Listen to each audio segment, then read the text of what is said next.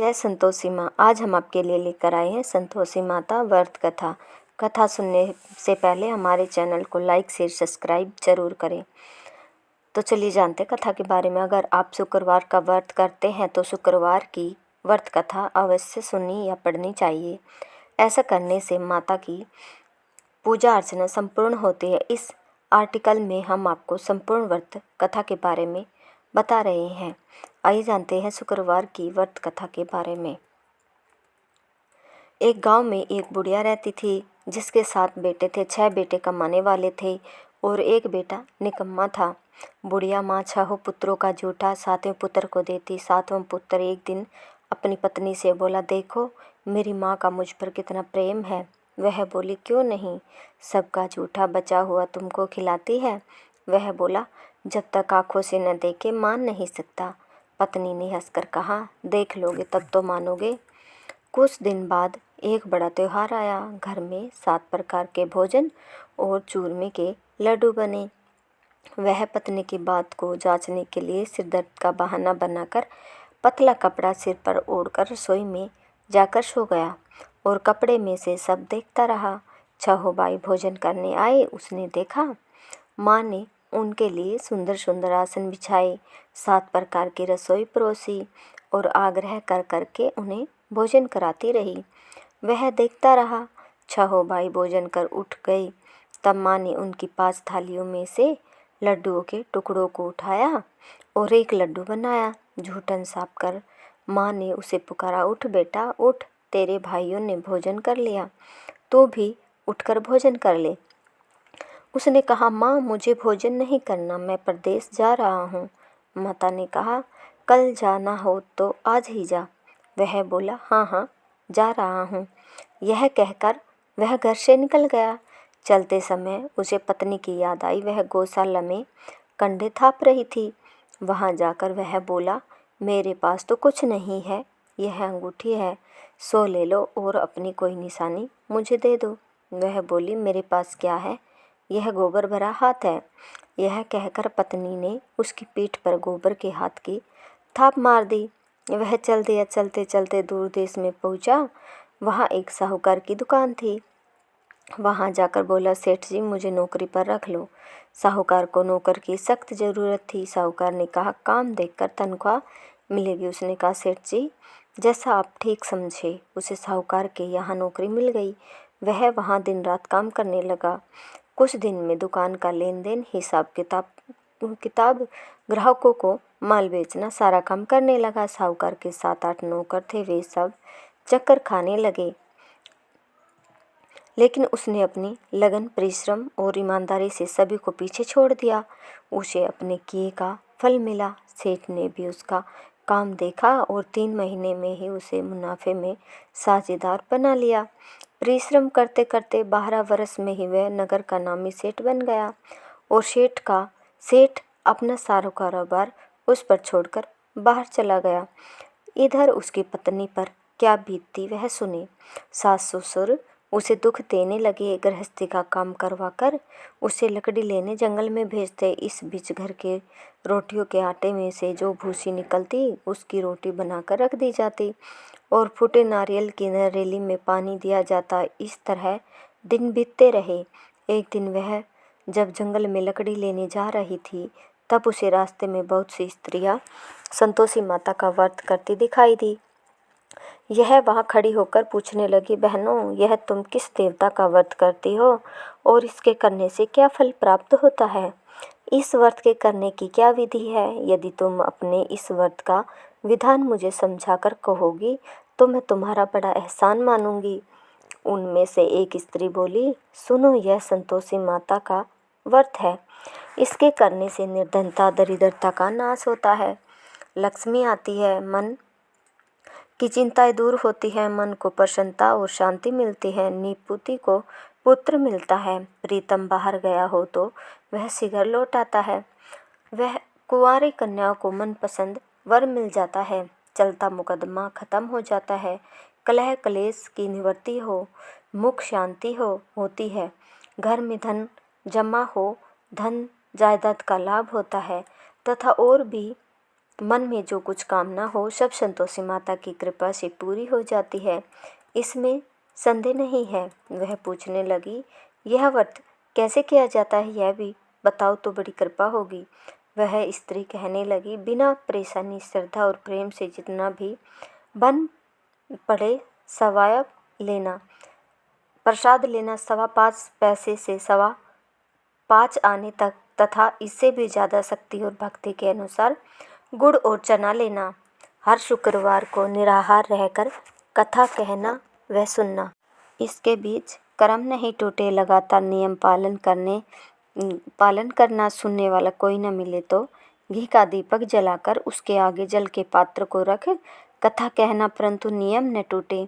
जब तक कार्य सिद्ध न हो नियम पालन करना, और कार्य सिद्ध हो जाने पर व्रत का उद्यापन करना। 3 मास में माता पूरा फल प्रदान करती है। यदि किसी के ग्रह खोटे हैं तो भी माता 1 वर्ष में अवश्य उनको अनुकूल करती है। कार्य सिद्ध होने पर ही उद्यापन करना चाहिए, बीच में नहीं। उद्यापन में 2.5 सेर आटे का खाजा तथा इसी अनुसार खीर तथा चने का साग बनाना। 8 बच्चों को भोजन कराना। जहाँ तक मिले देवर जेठ भाई बंधु कुटुंब के लड़के लेना, न मिले तो रिश्तेदारों और पड़ोसी के लड़के बुलाना, उन्हें भोजन करा यथा दक्षिणा दे। माता का नियम पूरा करना, ध्यान रखना उस दिन घर में कोई खटाई न खाए। यह सुन वह वहाँ से चल दी। रास्ते में लकड़ी के बोझ को बेच दिया और उन पैसों में गुड़ चना ले माता के व्रत की तैयारी कर आगे चली। रास्ते में संतोषी माता के मंदिर में जा माता के चरणों में लौटने लगी, विनती करने लगी, माँ मैं दीन हूँ, निपट मूर्ख हूँ, व्रत के नियम कुछ जानती नहीं, मैं बहुत दुखी हूँ। हे माता मेरा दुख दूर कर, मैं तेरी शरण में हूँ। माता को दया आई। एक शुक्रवार बीता कि दूसरे शुक्रवार को ही उसके पति का पत्र आया और तीसरे शुक्रवार को उसका भेजा हुआ पैसा आ पहुँचा। यह देखकर जेठानी मुँह सिकोड़ने लगी, इतने दिनों बाद इतना पैसा आया, इसमें क्या बड़ाई है। लड़के ताने देने लगे। काकी के पास अब पत्थर आने लगे, रुपया आने लगा। अब तो काकी की खातिर बढ़ेगी। अब तो काकी बुलाने से भी नहीं बोलेगी। बेचारी सरलता से कहती, भैया पत्थर आए, रुपया आए तो हम सबके लिए अच्छा है। ऐसा कहकर आंखों में आंसू भरकर संतोषी माता के मंदिर में जा मातेश्वरी के चरणों में गिरकर रोने लगी। माँ मैंने तुमसे पैसा नहीं मांगा, मुझे पैसे से क्या काम, मुझे तो अपने सुहाग से काम है। मैं तो अपने स्वामी के दर्शन और सेवा मांगती हूँ। तब माता ने प्रसन्न होकर कहा, जा बेटी तेरा स्वामी जल्दी ही आएगा। यह सुन खुशी से बावली हो वह घर आकर काम करने लगी। संतोषी माँ विचार करने लगी, इस भोली पुत्री से मैंने कह तो दिया कि तेरा पति शीघ्र आएगा, पर आएगा कहाँ से। वह तो इसे स्वप्न में भी याद नहीं करता, उसे इसकी याद दिलाने तो मुझे ही जाना पड़ेगा। संतोषी माता ने उस बुढ़िया के बेटे को स्वप्न में समझाया, पुत्र तेरी घरवाली कष्ट उठा रही है। यह बोला, हाँ माँ यह तो मुझे भी मालूम है, परंतु क्या करूँ, वहाँ कैसे जाऊँ। परदेश की बात है, लेन देन का सारा हिसाब किताब है, कोई जाने का रास्ता नजर नहीं आता। आप ही कोई राह दिखाए कि मैं वहाँ जाऊँ। माँ कहने लगी, सवेरे नहा धोकर संतोषी माता का नाम ले, घी का दीपक जला, दंडवत कर और दुकान पर जा बैठना। देखते देखते तेरा लेन देन चुक जाएगा, जमा माल बिक जाएगा, सांझ होते होते धन का ढेर लग जाएगा। वह अगले दिन सुबह बहुत जल्दी उठा। उसने अपने मित्र बंधुओं परिचितों से स्वप्न में माता द्वारा कही गई बात कह सुनाई।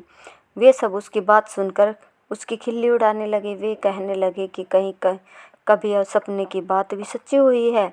एक बूढ़ा व्यक्ति बहुत समझदार था। वह बोला, देखो भाई मेरी बात मानो, इस तरह सच या झूठ कहने के बदले देवता ने जैसा कहा है वैसा ही करना, तेरा क्या जाता है। बूढ़े की बात मानकर नहा धोकर उसने संतोषी माता को प्रणाम किया। फिर एक घी का दीपक जलाकर दुकान पर जा बैठा। शाम तक धन का ढेर लग गया। वह हैरान हुआ, मन में संतोषी माता का नाम ले प्रसन्न हो घर जाने के वास्ते गहना कपड़ा सामान खरीदने लगा। सब काम से निपट अपने घर को रवाना हुआ।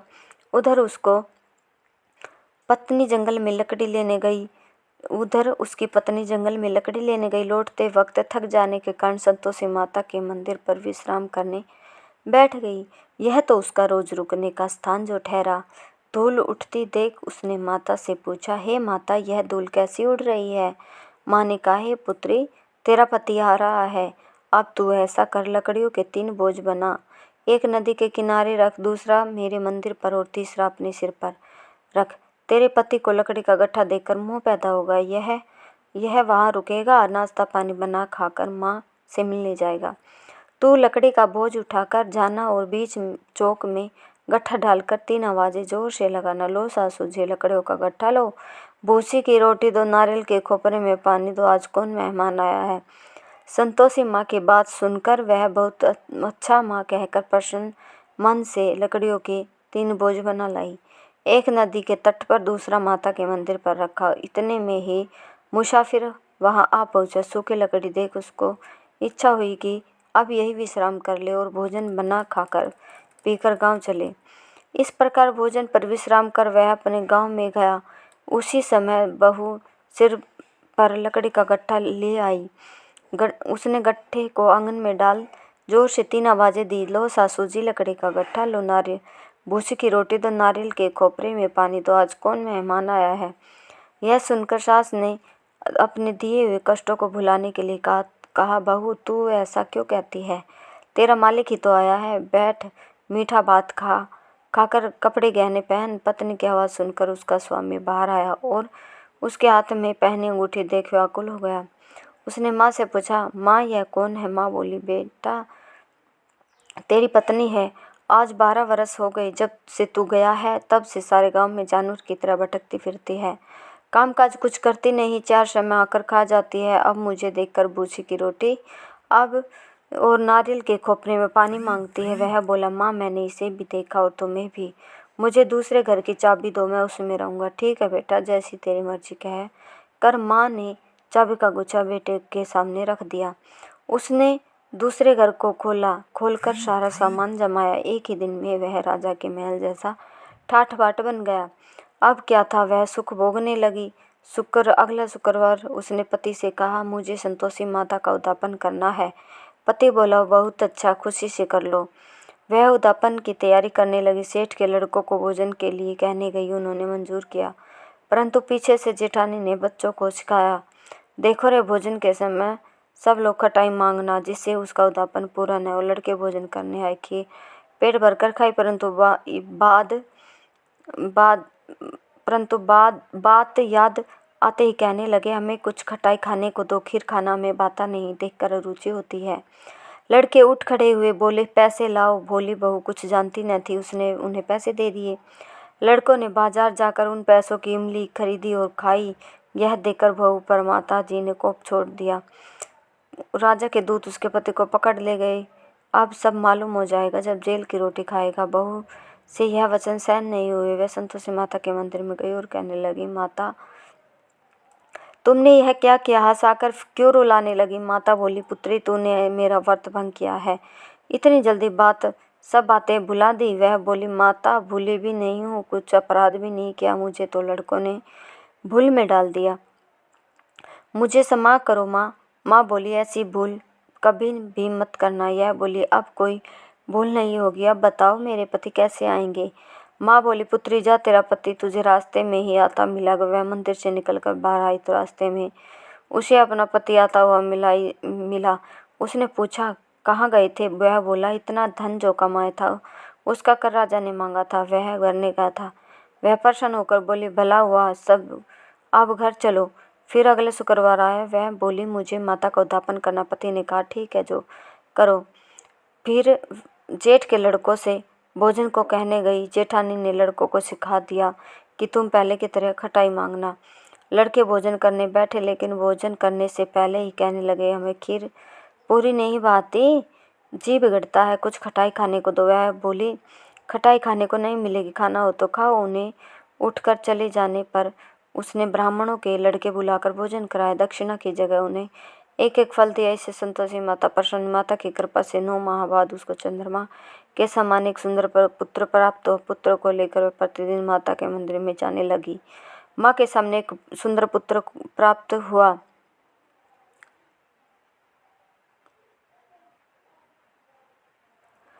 पुत्र को लेकर वह प्रतिदिन संतोषी माता के मंदिर में जाने लगी। माँ ने सोचा कि यह रोज आती है, आज क्यों न मैं ही इसके घर चलूं, इसका आसरा देखूं तो सही। यह विचार कर माता ने भयानक रूप बनाया। गुड़ और चने से सना मुख, मुंह ऊपर से मुंड के समान होठ, उस पर मक्खियाँ भिनभिना रही थी। दहलीज में पैर रखते ही उसकी साथ चिल्लाई, देखो रे, कोई चुड़ैल ढाकिनी चली आ रही है, लड़कों इसे भगाओ नहीं तो सबको खा जाएगी। बहू रोशनदान से देख रही थी, वही प्रसन्न हो उठी, आज मेरी माता मेरे घर आई है। यह कहकर दूध पीते बच्चे को गोद उतार दिया। इस पर उसको सास क्रोध में भरकर बोली, अरे रांड, इसे देखकर कैसी उतावली हुई है, जो बच्चे को पटक दिया। इतने में माँ के प्रताप से जहाँ देखो वहाँ लड़के ही लड़के नजर आने लगे। यह बोली, माँ जी, मैं जिनका व्रत करती हूँ यह वही संतोषी माता है। इतना कह उसने झट से घर के सारे किवाड़ खोल दिए। सबने माता के चरण पकड़ लिए और विनती कर कहने लगी, हे माता, हम मूर्ख हैं, अज्ञानी है, तुम्हारे व्रत की विधि हम नहीं जानते, तुम्हारा व्रत भंग कर हमने बड़ा अपराध किया है। हे माता, आप हमारे अपराधों को क्षमा करो। इस प्रकार बार बार कहने पर संतोषी माता प्रसन्न हुई। इसके बाद उसकी सास कहने लगी, हे संतोषी माता, अपने बहू को जैसा फल दिया वैसा सबको देना। जो यह कथा सुने या पढ़े उसका मनोरथ पूर्ण हो। जय संतोषी माता मैया, जय संतोषी माता।